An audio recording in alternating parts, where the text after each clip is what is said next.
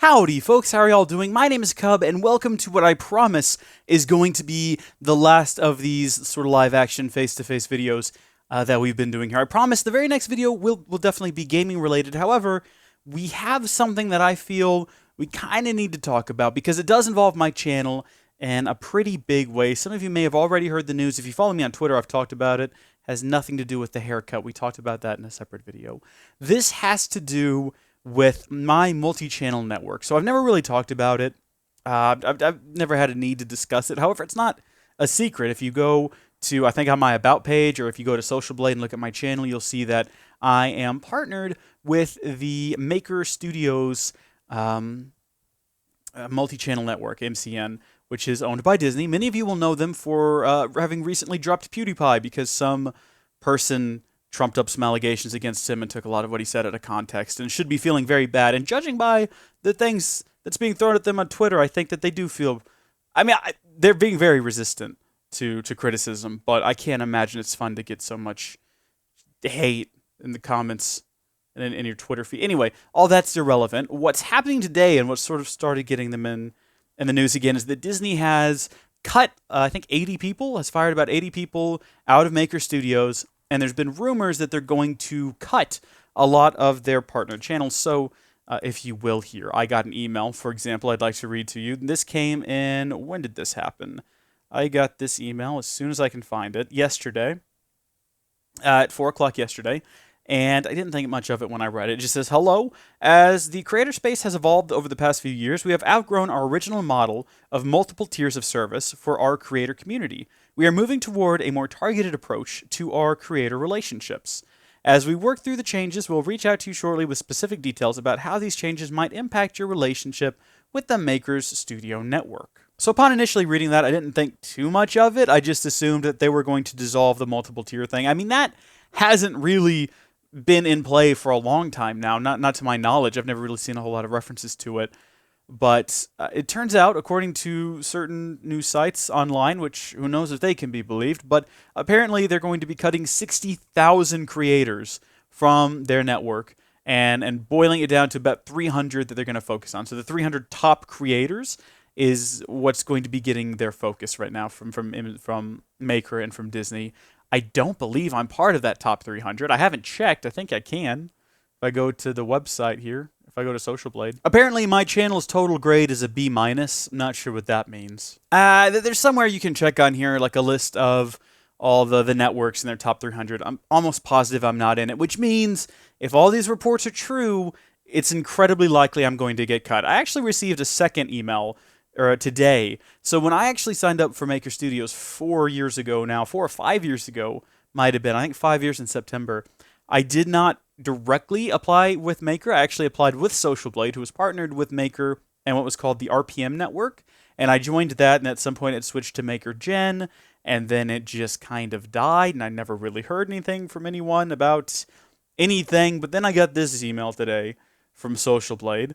"Hello. First, we do apologize for the broadness of this email, but we have recently learned that Maker Studios is laying off a large portion of their staff and removing all but about 300 to 1,000 partners from the network. If you were getting this email, it means you applied through us to Maker Studios in the past when we were working with them. Some of you may not have been accepted for whatever reason. They oversaw approving people, not us. Some of you may have joined and left, and some may still, at least as of this morning, have been partnered with Maker via Social Blade.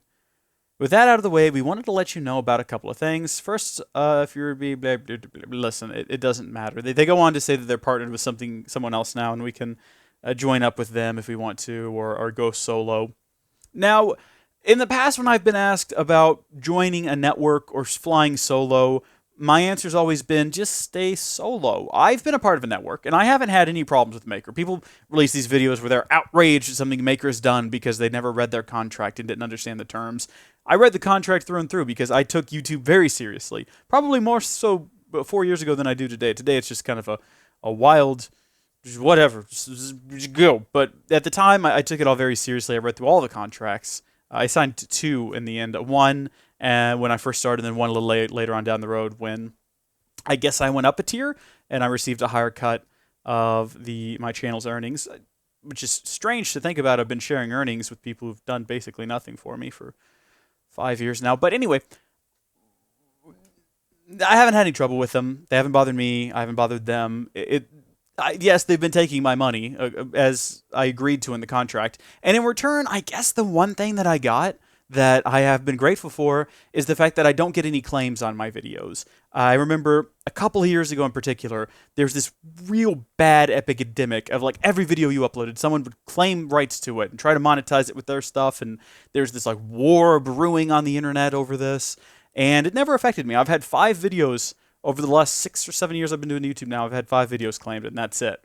And I attribute that strongly to the network that I'm a part of, because for whatever reason, when you're part of a network, people just don't try to claim your videos as often. Not sure why that is, but it's been nice. I've appreciated that. And all the claims that I've gotten, all except for one, were very quickly, like within a matter of hours, just removed.